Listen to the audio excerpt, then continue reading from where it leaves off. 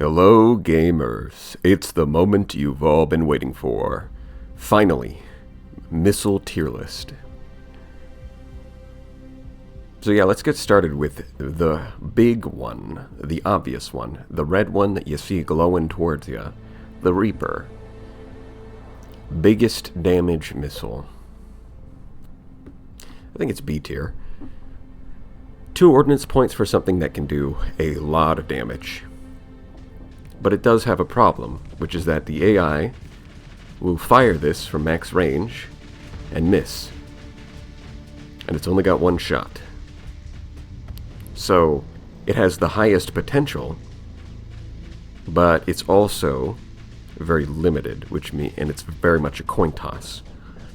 Sometimes you're going to thank your lucky stars that you put this on your ships because you watch a kite blow something up with 2 Reapers.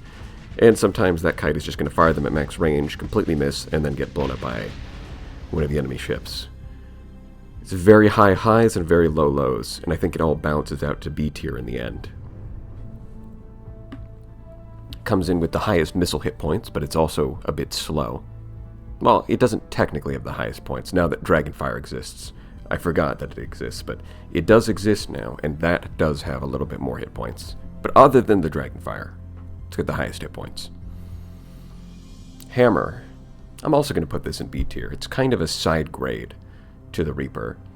On the surface, it just seems worse with lower total damage. The 2 shots only give you 3,000 damage compared to the Reaper's 4,000 damage. And they also have less hit points, 350 compared to the Reaper's 500. But what's missing here is that not only do they have more total hit points put together, they're also just faster than Reapers. And that's the big difference here. Reapers are going to be more impact for 2 ordnance points, where hammers are better at getting through point defense. Less impactful, but that combination of extra hit points, even though it is spread across 2 missiles, right? So individually they have less hit points, but 2 of them together is 700 compared to the Reaper's 500, on top of being faster.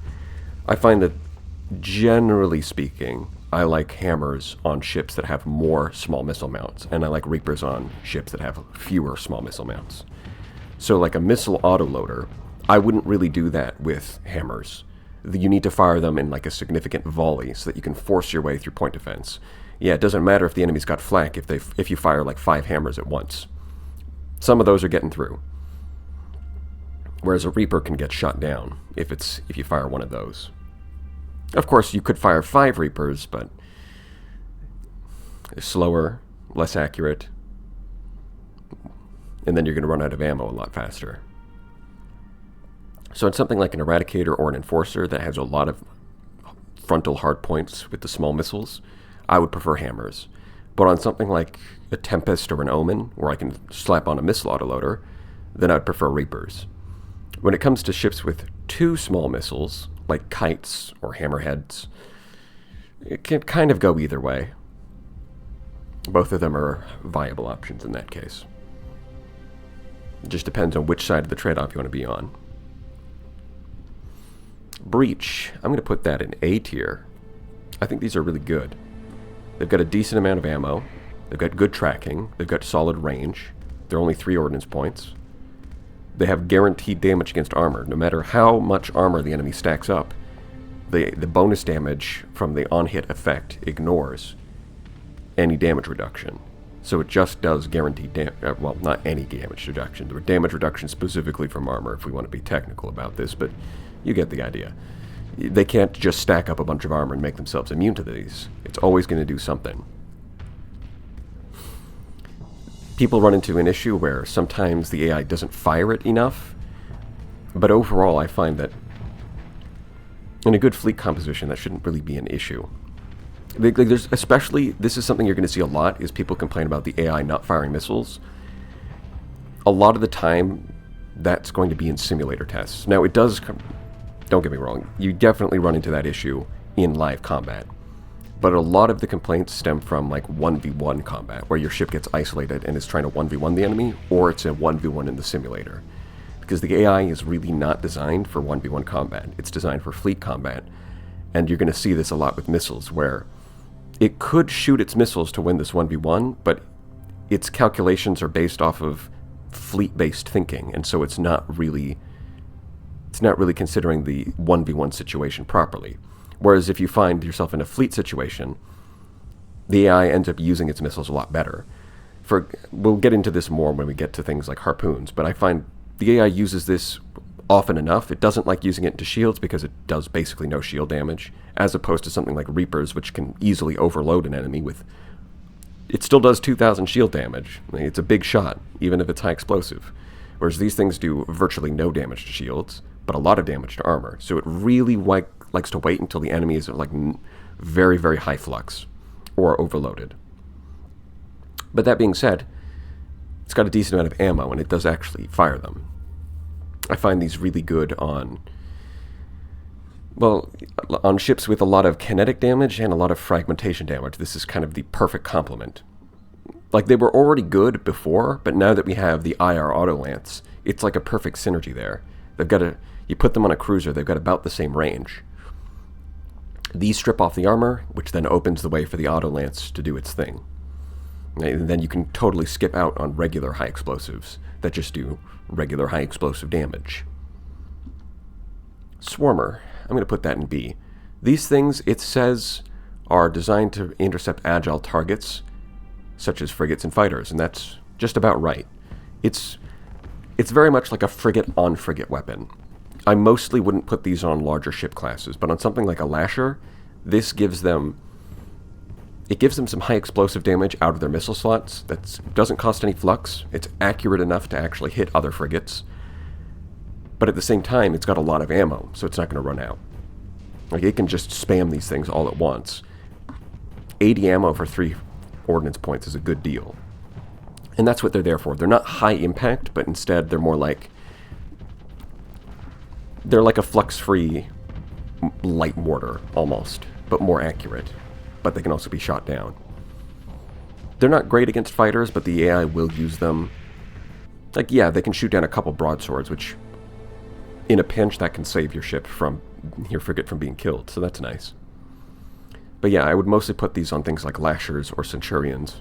Just like a ship that's already got kinetic damage, it's like a frigate, and it needs some extra ammo that's got like... It needs some extra missile that's got like some long-term viability, rather than something that's gonna...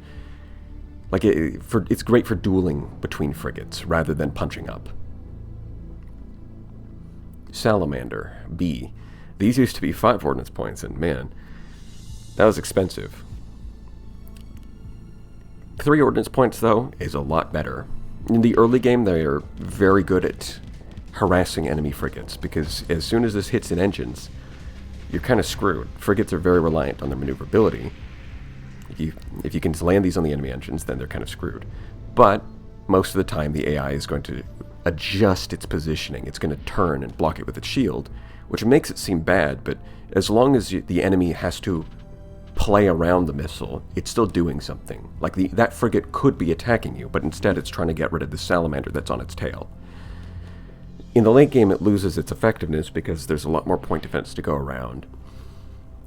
And there's much larger ships that just don't have any issues shooting these down.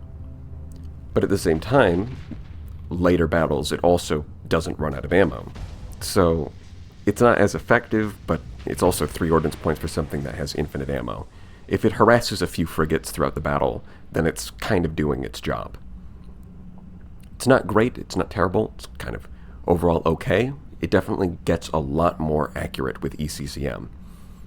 Where the first 4 missiles that I've talked about so far, I wouldn't really recommend ECCM. I don't think it makes a big difference. For these ones, while they might be cheap on their own, it can be worth getting ECCM, especially if you also have elite target analysis to double their damage to engines. Because then, with the maneuverability from ECCM, they're way better at actually hitting the engines. The baseline model can sometimes just miss, especially when the enemy is trying to maneuver around them. Whereas with ECCM, even if they try to do that, these things are still going to snipe their engines. Assuming that there's an opening at the back of their shields, it's a bit less effective against omens. And then if you couple that with the increased damage from elite target analysis, these things can actually be very annoying, and they can reliably start sniping engines and flaming ships out. It just requires a bit more investment. Atropos, B, do run into some annoying issues with these where the AI...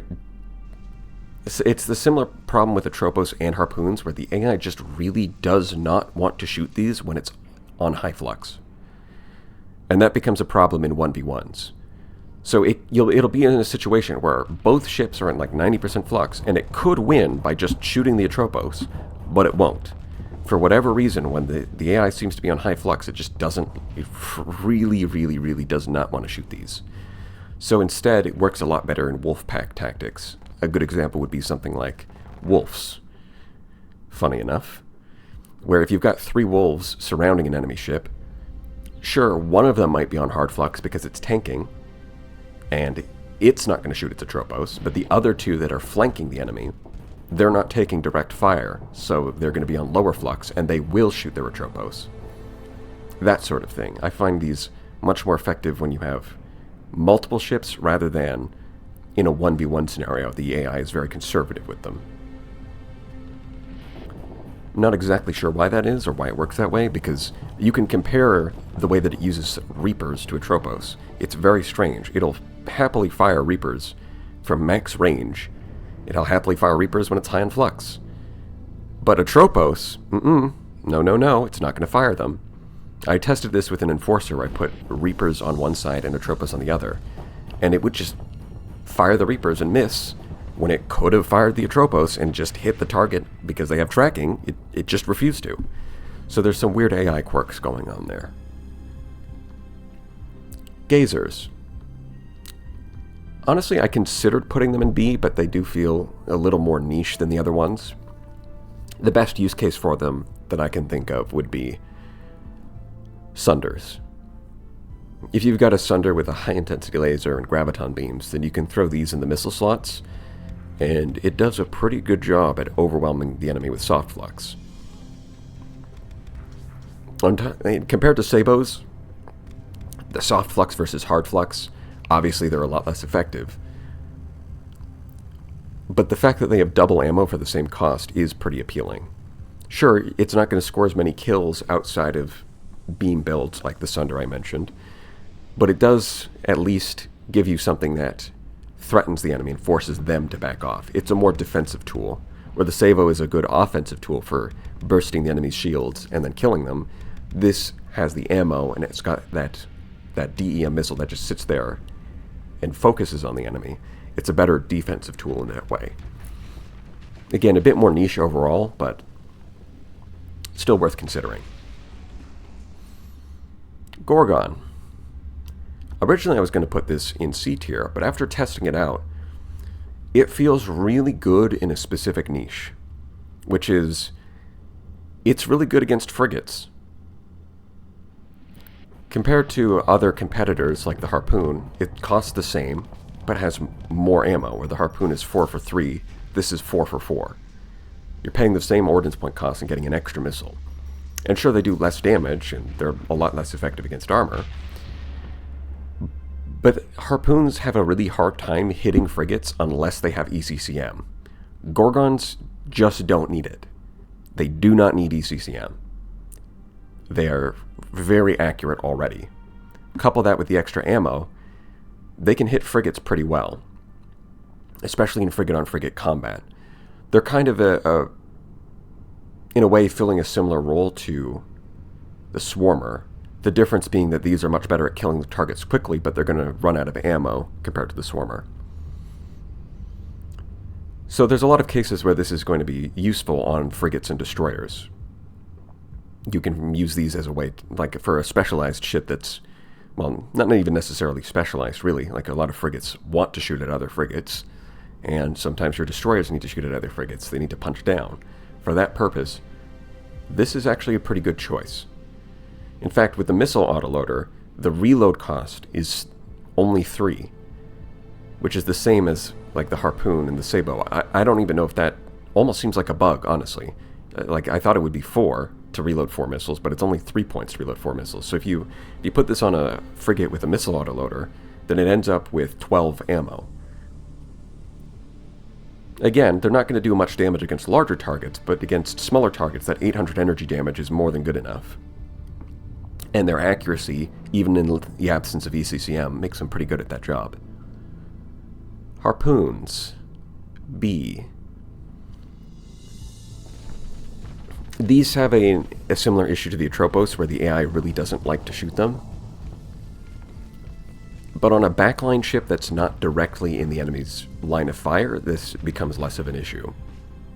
Like, they also get... and by the way, I'm mostly avoiding talking about missile spam. Like Griffins spamming missiles, or just spamming missiles everywhere. Because when it comes to spamming missiles, then you're just going to take all of the long-range missiles. You're going to take harpoons, you're going to take squalls.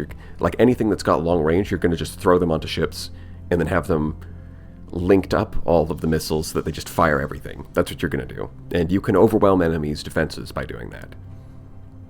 Like, because the more missiles that you fire, the more you overwhelm the enemy point defense. Like, let's say they've got enough damage to shoot down one Reaper. Well, if you shoot one Reaper at them, it's not going to do anything. If you shoot two Reapers at them, the first one gets shot down and the second one's going to hit them on their shield. If you shoot three Reapers at them, the first one gets shot down, the second hits their shield and overloads, and then the third one hits their hull. Now, if you apply that logic across an entire fleet, the more missiles that you fire at the same time, the more of them that are going to get through point defense, and the more of them are going to score some permanent damage. And if you want to do that more effectively, you've got to choose the longest range options. That way, even if your ships are far apart, they can all concentrate on the same target. And that's part of what makes harpoons really good when spammed.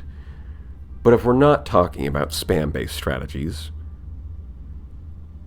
overall I'd say it's kind of B tier. It really does want ECCM to make sure it hits its targets even at max range, but on a support ship that's kind of sitting further back, having a bunch of these can be a good way to help your frontline ships finish off targets. Although it is going to run out of ammo relatively quickly, it is going to kill the enemy. So that's a trade-off. Sabots. I'm going to put these in A tier. Hey, what else is there to say? It's the sabot. Okay, well, there's more to say than just that. It does a lot of kinetic damage. It's got some EMP. The EMP, if you hit one or two onto their hull, it's not going to do a whole lot, and you'll see low-tech ships tank these. But if you fire off enough of them, eventually the EMP is going to start shutting stuff down. They can overload enemies, depending on the situation. Especially if you combine them with Reapers, the enemy is going to keep their shield up because they see a Reaper coming. Then the sabot can pop, hit them in the shields, and overload them before the Reaper actually reaches its target. The timing on that is a bit tight, but you can take advantage of that as a player. Or sometimes the AI will do it by accident. It synergizes nicely with the Reaper in general because they have the same range. They're both close range options with very, very high burst damage. Great for players, and they do enough that they're still effective in AI hands. Although, sabots don't really need ECCM if you, the player, are using them, because you can time them correctly, you can fire them from a sensible position, but the AI will often fire them at awkward angles or an awkward position where it just doesn't quite catch up to the enemy. So for AI use, I would recommend ECCM, but for the player use, you don't really need it. Annihilators. I'm also going to put these in B. These are very good on, say, the Eradicator, or they're also good on the Aurora, honestly. I like these. They're at a weird intersection, because these are designed for when you need more ammo than what the torpedoes have to offer, but a swarmer doesn't do enough damage. That's what these are good for. The swarmer at only 100 damage is often not enough for larger ships like Auroras and Eradicators to do their job. But then Hammers and Reapers might not have enough ammo. So I like to use Eradicator and Aurora specifically, because if we're talking about the Pirate Eradicator with its burn drive and the Aurora with its plasma jets, not only do they have all these small missile mounts, but they also tend to get really close to the enemy, which is important because these things have a shotgun-like spread where everything goes wide. Now they kind of compensate for this with the large ammo count, but you're going to get the most value out of them if you can get close to your target and hit as many of them as possible. Overall, it's a pretty solid missile. The AI loves to spam them. which might be a downside, but at least the AI uses them. Right? You're not going to run into that issue where the AI doesn't want to shoot for some reason. It's always going to shoot these. It might run out of ammo quickly, but you can compensate for that by just giving it more ammo. Expanded missile racks and missile specialization are worth investing here. I would not use these in like solo mounts though. If you've only got 1 or 2 small missile mounts, I really wouldn't recommend using these. They need to saturate the enemy to be effective. In fact, they can be combined with other missiles really effectively because they fire a wide array of projectiles. The enemy point defense is going to be distracted shooting down the annihilators. So if you can fire off like 4 annihilators and then follow up with a Reaper, that Reaper's probably going to get through. Alright, that covers all the small weapons. Let's get to the mediums. Salamander pod, I'm just going to put that in B tier as well. It can be very effective on ships that have fast missile racks, like the Condor. This is one of the best options on the Condor because unlike other missiles, they can spam fast missile racks and they're not going to run out of ammo. They just get to shoot faster. And for something like the Condor, which is very fragile and slow, being able to threaten your enemy's engines and shut them off can be an absolute lifesaver. On top of that, it's really cheap at only 6 ordnance points. Yeah, I mean, it's just a medium version of the small version, not much else to say. I guess there's not as many spots where you would use it, but the ships that do use it can use it more effectively because a lot of them, like the Venture, the Vigilance, the Condor, they've got fast missile racks, so they can use it pretty effectively. The Jackhammer. I'm not entirely sure it deserves A tier, but it does feel pretty good. For 6 ordnance points, you fire a burst of 3 hammers. That's pretty good at getting through point defense. Like, especially if you stack up a couple of these, or like you've got if you have 3 of them on a Dominator, that's 9 hammers. That's a lot of damage coming your way, and it is very difficult to shoot all of that down. Sure, you only get to shoot twice, but sometimes you only need to shoot twice. It's very cheap if you don't really have anything else that you want to put in that slot, and you're thinking salamanders for the same ordnance point cost. You're thinking, nah, that's not really going to do anything on my Dominator. Like, it's never going to shoot anything's engines. You might as well put on some jackhammers because, yeah, it's going to run out of ammo quickly, but it's probably going to kill a cruiser in like 2 seconds with one of these. I'm not entirely sure it's A tier, but I'm going to put it there for now. It feels a little better than the other options in B tier.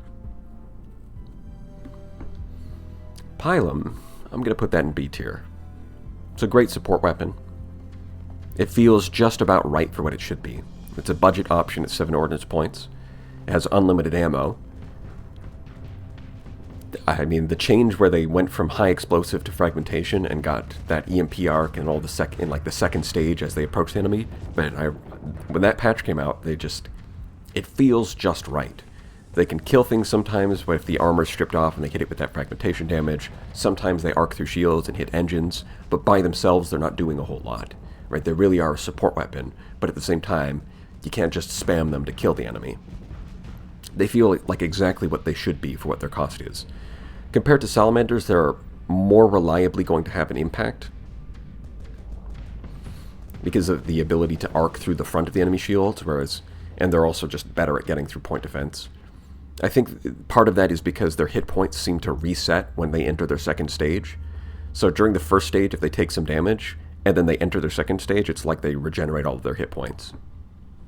That seems to be how that works. So they can end up being more reliable at getting through point defense. And then they also are more reliable at getting through shields, where a salamander can just be blocked by shields. These things can potentially arc through shields. They're not as reliable at... If they hit, they're not reliably going to flame out the enemy's engines, but... yeah, they've got that long-range advantage. Generally, I'm going to prefer these over the salamander pod.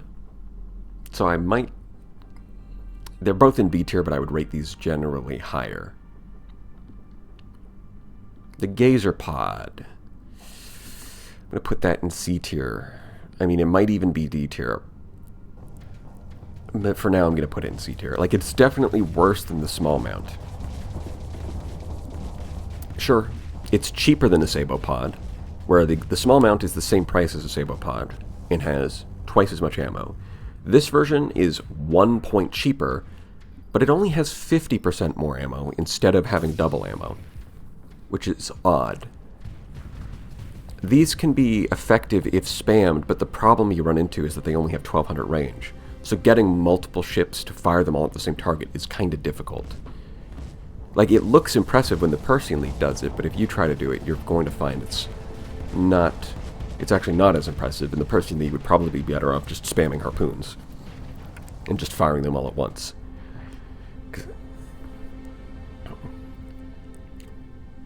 If you put these on a Venture, or in fact, going back to what I said about the salamanders, a lot of ships with fast missile racks and a medium missile slot, they can use this effectively as a defensive tool, because it generates a lot of soft flux on the enemy shields if you fire like 6 of them.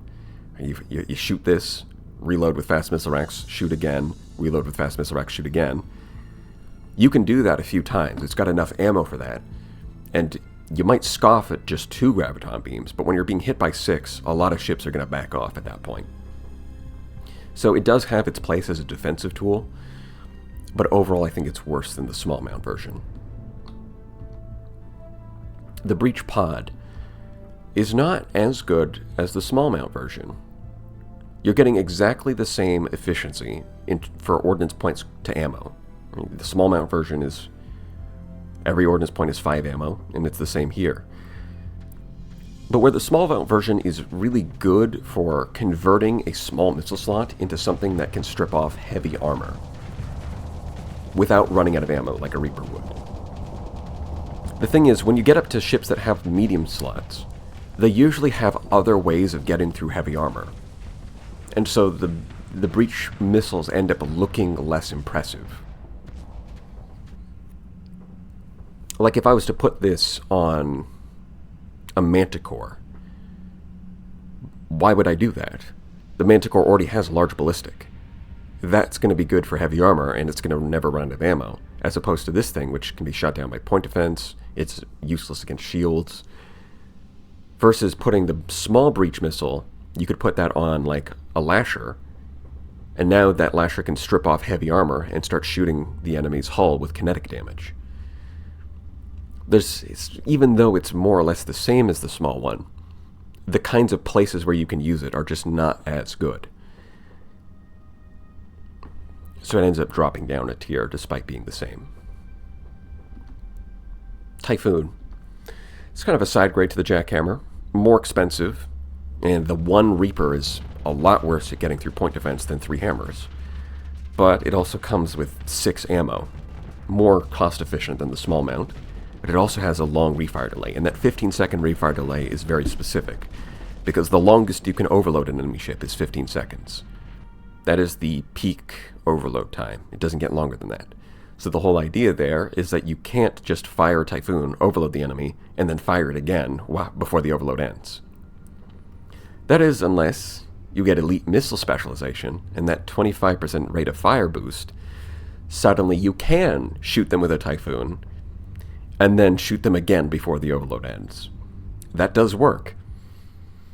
So elite missile specialization can be pretty good for these things, but I wouldn't recommend missile racks, because honestly they kind of don't need it. Even with the rate of fire boost from missile specialization, the refire delay is still really long, to the point that with 12 ammo, you're not going to run out. Even in extended battles, that 12 ammo is going to last more than enough.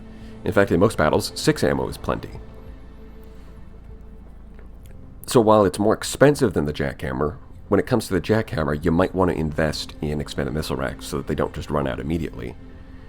Or you're not going to, and you want them as a budget option. Whereas the Typhoon doesn't really need that. You don't need both. You just, like, either expansive missile racks, or if you've got an extra skill to throw at them, you get a missile specialization, and that should be plenty. Annihilator pod. Now, most of the time when you go from a medium slot go from a small slot to a medium slot with the same missile type, the medium slots tend to be more ammo efficient. For like the same ordnance point cost, you get more ammo. Annihilators are weird because they're kind of the reverse. Due to the shotgun spread of the small mount, it actually gets more ammo per ordnance point than the medium mount. Where the medium mount fires straight, so it doesn't get as much ammo because not as many shots are being wasted off to the sides. The medium mount requires a lot of investment, though. You really do need that. You really need missile specialization, boosting the rate of fire, and you need to maximize your ammo as much as possible. It's kind of like a flux-free Hephaestus assault gun that can be shot down by point defense, which puts it in a weird spot. If you put these onto, say, a Legion, in fact, one of the best Legions I've ever seen when it comes to killing Radiants was just 5 Annihilator rocket pods with as much missile bonuses as possible. It was really good. It just had a couple Mark 9s for kinetic damage, and then the 5 Annihilator pods just absolutely tore that Radiant to shreds in a 1v1.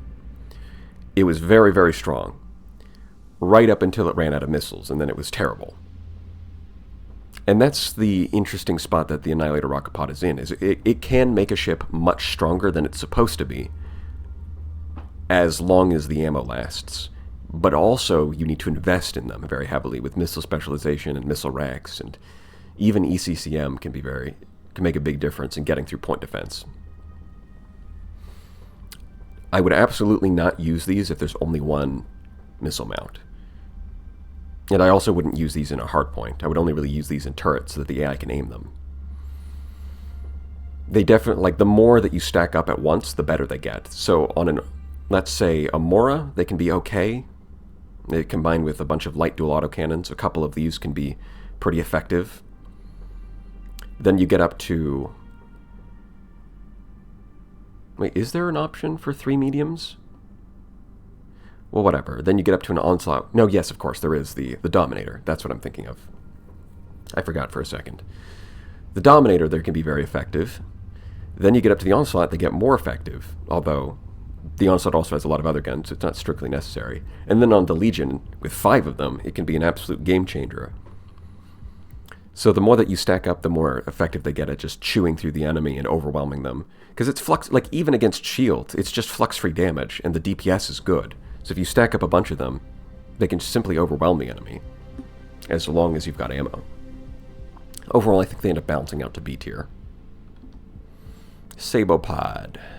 I'm going to put that in A tier once again. I don't think it's quite S tier because they're just not that useful on low-tech ships. Like, I wouldn't put these on a Dominator, generally speaking. Like, yeah, you can put them on, like, a Legion and burn drive towards the enemy and fire a bunch of sabos at them, and that's fine. But they're really more of a game changer for high-tech ships. In fact, they might be a little too good on high-tech ships, I might say, because they're often the default medium missile option.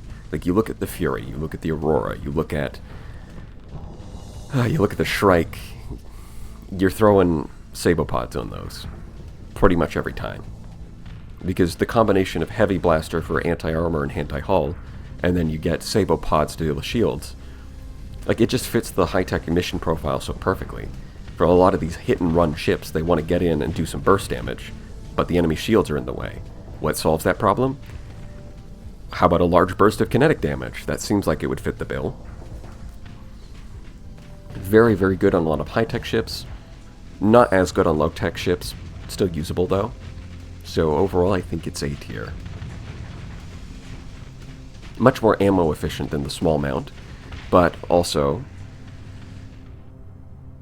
longer cooldown. Whereas, like, the small mount, if you have a bunch of small missile mounts and you get expanded missile racks, you can fire off a absolute motherload of sabos. These things have that 9-second cooldown, so you only get to fire 2 at a time, which for AI control is actually pretty good. For AI control, that means that they're not wasting a bunch of them. Whereas the small mounts, well, they don't usually waste them, but in some situations they'll fire off a bunch more than they need to, which is a useful option as a player, because you can absolutely punch way above your weight class if you do that correctly. But for the AI, it feels a bit bad. Well, anyways, moving on. Harpoon. I'm going to put this version in the A tier. Compared to the smaller version, It's also more ammo efficient. Instead of... You're paying 10 for 12 instead of 4 for 3. You're getting much better bang for your buck. And on top of that, they fire in a burst of 4. Now, I would not generally use these solo. Similar to what I said about the Annihilator pods, don't use them solo. I would say the same thing here. In fact, I would say the best way to use these is if you have 2 of them linked, because then it's a burst of 8. And then on top of that, just like the small mount, you really want ECCM to make sure they're hitting. But man, are they good. Like, a burst of 8 of these things is fantastic for overloading and finishing off a ship. Generally not useful on frontline ships. Frontline ships would rather have something else. But with that 2,500 range, they can easily sit at the back of your fleet and just fire at something that's at 90% flux. That they don't even have to be anywhere close to it. They're just going to fire off, and they're going to finish it off. Very, very nice. Gorgon. Man, the small mount was really good for killing frigates. The medium mount has a similar problem to the breach, where it's just not as useful. The niche that it's filling is just not as useful in a medium mount. But then on top of that, the small mount has the upside that it has more ammo than its harpoon counterpart. This one doesn't. This one just has the same ammo. It should have 16 ammo if we're doing the math correctly. It should have 16, but instead it just has 12, just like the harpoon. Not exactly sure what that's all about. But overall, it's just, yeah, between having, it loses that ammo advantage that small mount has, and then also the niche that it's filling is not as useful. It might even be D tier. For now, I'm just going to say it's like a C-. I'm not going to be quite that harsh. It can be useful when spammed, much like the gazers, and it's a little better at it because it has 1,500 range instead of 1,200. But you can see that Alex went out of his way to make sure that spamming them isn't too effective because of the range limitations. He didn't want to make harpoons 2.0. Proximity charge launcher. These used to be insane, and they're still pretty good. They're a side grade in a lot of ways to the Annihilator rocket pod, where they've got shorter range, they're slower, and now their rate of fire makes their DPS a lot less impressive. But what they've really got going for them is the hit points on those missiles. Well, that and the area of effect. The main reason that players like using them on like an onslaught or a legion and just spamming them is because of their massive hit points. Very hard to stop with point defense. On top of that, the wide area of effect makes them actually pretty good at shooting down missiles and fighters. Like, just a couple of these things can wipe out massive numbers of fighters. And the AI will shoot them at fighters. It'll do that. So, kind of a side grade. It's good offensively in player hands. In the AI's hands, it's not as effective offensively because they're usually not going to get as close unless you put it on a reckless ship. But at least in the AI hands, it's going to last a long time, and it's going to keep them very safe from fighters, even if they're not always getting close enough to shoot at enemies. So overall, I'm going to put it in B. Dragonfire. There's a lot of complaining about these things, and I think most of that complaining comes from shortly after they were released. Because they did have issues when they were released. They would shoot them at they would shoot them at frigates, and then the frigate would just get out of the way and the beam would miss. And even if it hit, it only did 3,000 damage anyways, so who cares? But they got buffed a lot in the coming hotfixes after release, and I don't think people have noticed, or at least the people complaining about them haven't noticed, because they keep saying that it fires them at frigates. It doesn't anymore. That's been fixed. The AI really does not want to fire these at frigates. Not that it'll never do it, it's just very rare. Only if the AI is like, okay, I'm about to die, I might as well shoot these at something. Other than that situation, it pretty much never does it. It saves them for destroyers and up. You know, people complain that it never hits anything, but what they've done is now during the charge-up animation, it gets a massive boost to its speed and maneuverability. Now, you can still outrun it with something like a phase skimmer, but then again, if you give these things ECCM, I've seen it chase a Radiant through like 3 jumps with this phase skimmer, and it managed to catch up and shoot it. So the difference is, like, yeah, you can outrun the baseline version, but once you slap ECCM on these things, it'll chase you down, and it's not letting you get away. It's also got the most hit points out of anything. That's 700. And on top of that, it's got enough range that most point defense can't even touch it. Like, Vulcans are certainly not touching these things. And for a lot of high damage torpedoes like Reapers, a couple of Vulcans is usually what it takes to shoot them down. So being able to completely bypass Vulcans, that's a big advantage. And not only does it bypass Vulcans on the ship that it's targeting, but against a lot of higher tech enemies, like Remnants, it's not just the ship you're shooting at that you're worried about, but it's also the allies around it that can potentially shoot it down. And so even if the target that you're shooting at can still hit this with its beams, the fact that it's shooting it from a distance means that its allies around it can't help shoot the missile down. And with 700 hit points, that makes a big difference. On top of that, you can do a similar trick to sabots, which I didn't mention earlier, where you get close enough to the enemy that when you shoot them, the sabot pop, its second stage where it pops out its shrapnel. If it can do that from inside your own shield bubble.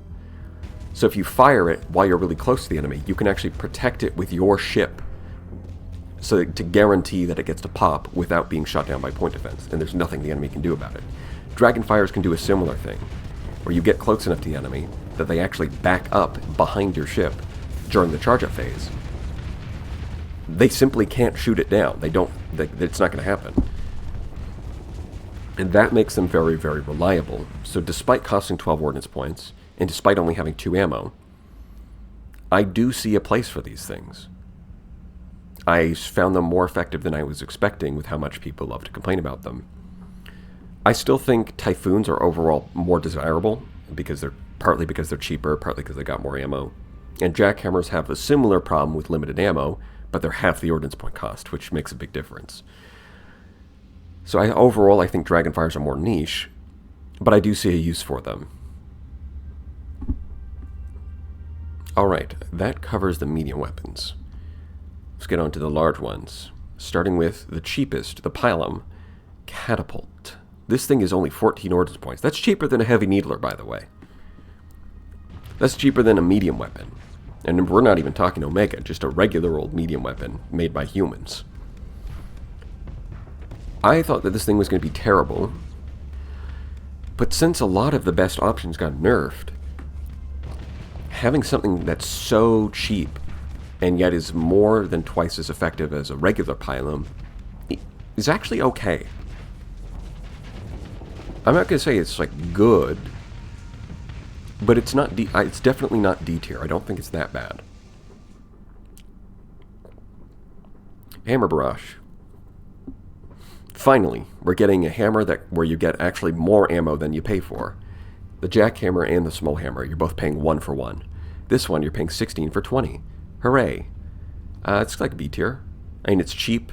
Once again, it's got the same advantage that the other hammers have. 4 shots are pretty good at getting through point defense.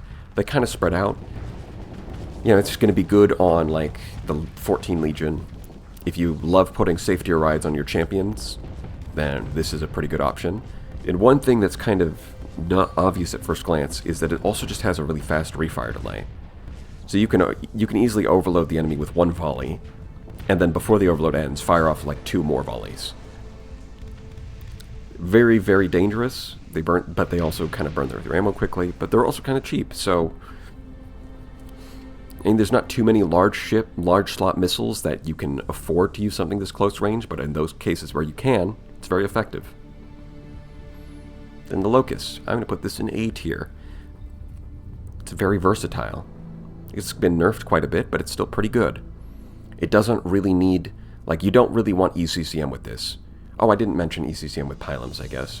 Yeah, pilums, they're cheap, but also you can make them a lot more effective with ECCM. These things, they're cheap, they've got a lot of ammo. Maybe you'll get missile racks, but you don't... But once again, this is like the Typhoon, where you don't need both missile racks and missile specialization.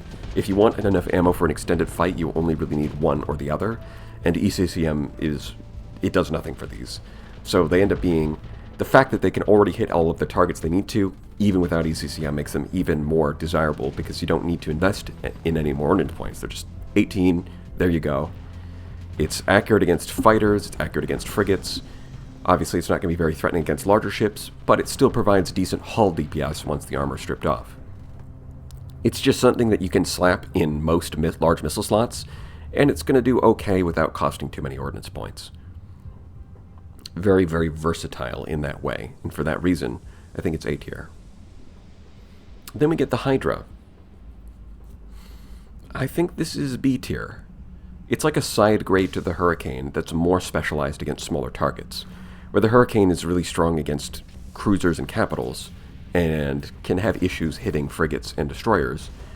This thing has no problem hitting frigates and destroyers, but lacks the hit strength to be really threatening to cruisers and capitals.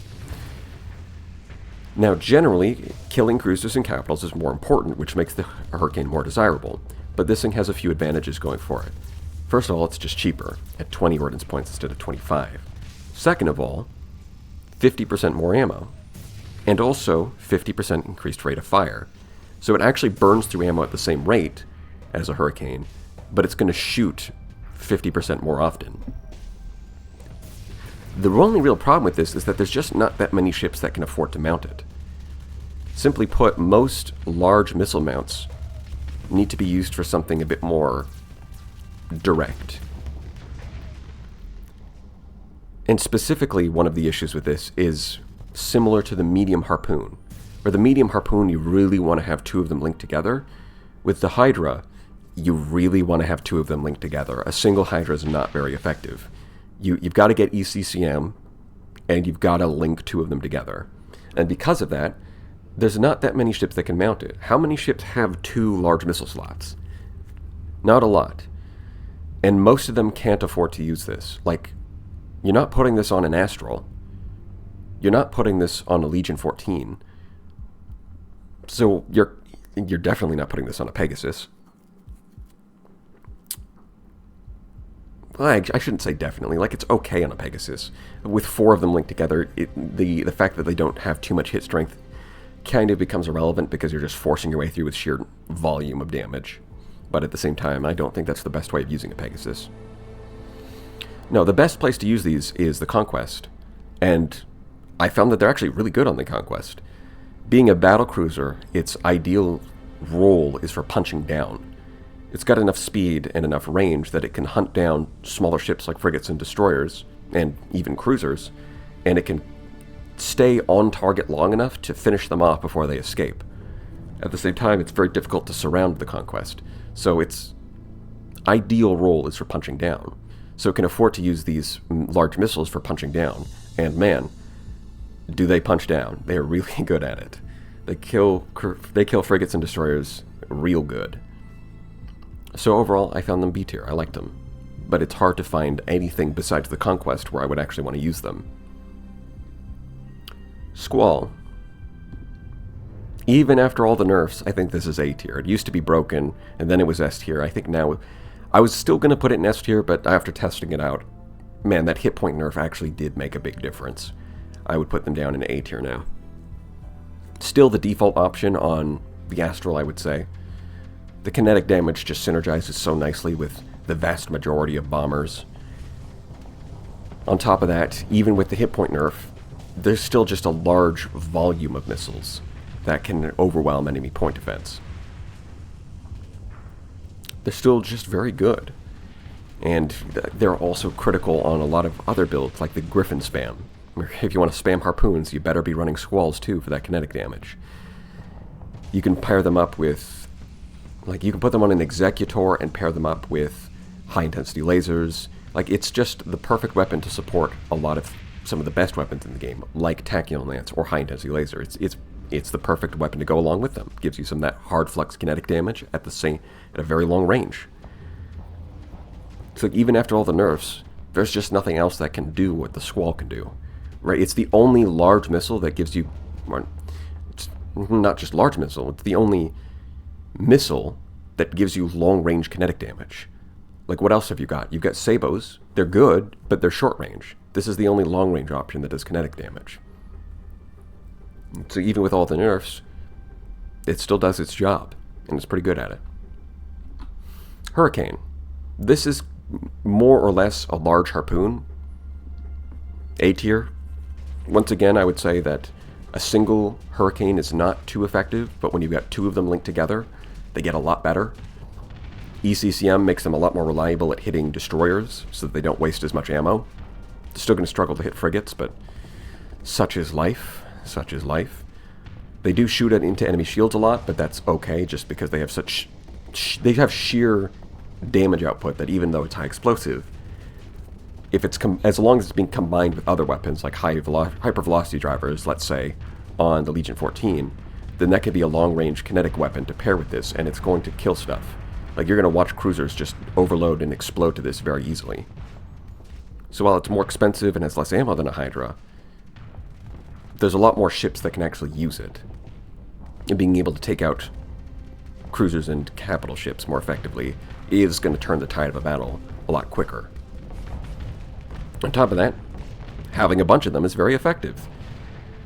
Like, if you've got 5 of these things, like 5 Legion 14s, and all of them are running linked hurricanes, you're going to watch cruisers disappear real fast. Cyclone. B. Just barely got enough room on that B tier. You can see that it's kind of hard to actually separate them into different ranks, because a lot of the time every missile has pretty clear strengths and weaknesses.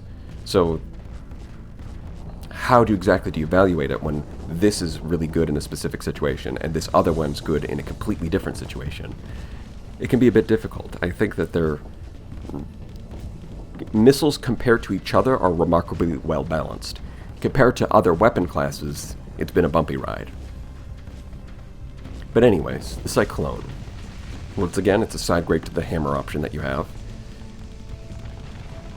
It's a bit expensive, but now the fact that it launches the torpedoes at max speed has made a big difference. In the past, you basically needed ECCM, because putting these in the large slot and watching the torpedoes launch at 0 speed and then having to wait for them to accelerate to full speed, it only takes like a second, but during that second, a lot of the time, it would just miss, or the enemies would just shoot it down. Now the fact that it's got that booster system, that it just launches at full speed, makes these very dangerous. You put these on a Radiant, you put these on a Legion 14, you put these on any large missile slot that can get close to the enemy. Even the Griffin, I wouldn't say that it's a good way to use the Griffin, but it's a fun way to use the Griffin. Throw in some medium sabots on the side, throw a Cyclone on the front. It's very fun to use it that way. It's still effectively got 7 shots, which is 1 more than the Typhoon, but those shots are all double shots that come out of the tube at full speed. So while it's expensive and it's close range, it is quite the capital killer, and it is always deserving of some respect. Dragonfire Torpedo Pod, the final guy, the most expensive large C. Where the medium one can get away with its low ammo count in the medium slot because it's so much more effective than its other competitors, in the large slot, when you're competing with like a Hurricane, the damage output of a single Dragonfire is just not as impressive. Right? Like, double Hurricanes linked together do a lot of damage, and because there's so many projectiles, they're pretty good at getting through point defense. The medium the medium Dragonfire doesn't have anything to compare against in that way, but the large Dragonfire does. So it just ends up being less impressive. On top of that, you're basically paying the same rate for ammo. You're only saving 2 ordnance points compared to just spamming mediums. Like, it's like the same problem over again with like the breach missiles, where the medium version just isn't as impressive compared to its competitors. The Dragonfire is having the same version, but scaled up 1 size. If this thing had more ammo, let's say that you increased the ordnance point cost from 28 to 30, and then increased the ammo count from 5 to 7, then you could maybe say that it's more viable because it's got like a decent amount of endurance. Like, it's got the same number of shots as the Cyclone at that point. And while 1 Dragonfire is not as impressive as 2 Reapers, on a lot of ships with large missiles, having that 2,000 range and that guidance can make a big difference. So it's a little more viable in that comparison.